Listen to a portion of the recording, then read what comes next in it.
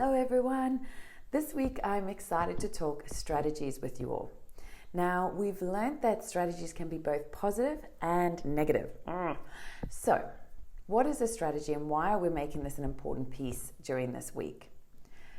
A strategy is an unconscious but competent way of doing things, meaning you don't have to physically think or consciously think about what it is you're doing because you do it so well.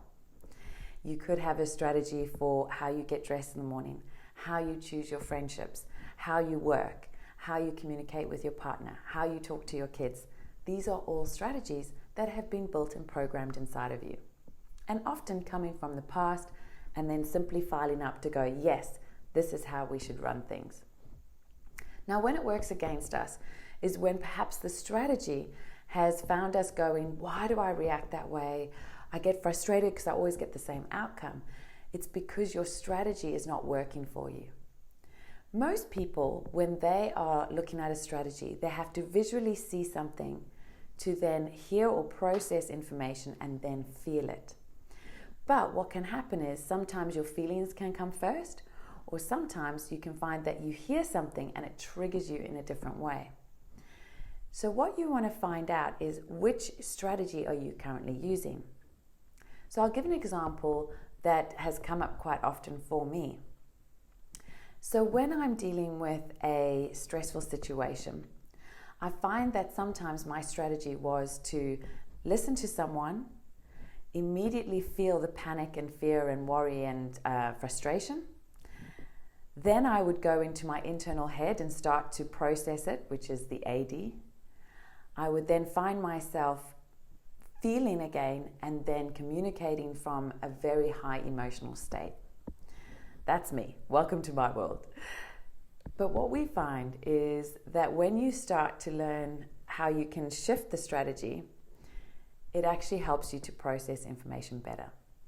So one of the techniques I learned is that when I visually see something and hear someone, because for me, my hearing someone triggers me, when I visually see them and I hear them, instead of me jumping straight to emotion, I now go into processing.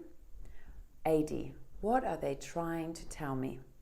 As I process this information, I'm then able to feel more in control. I can feel confident. I can listen more intently. And then now I process the conversation. Now I'm going to talk to them. Now I'm going to feel great about it.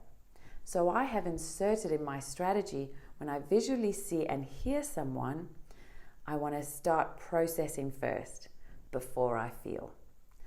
And it might sound simple, but because we're not consciously aware of it, it just runs without us. So when you can bring conscious awareness to the strategy you're running, this is when you create huge change in the way in which you react or work with people.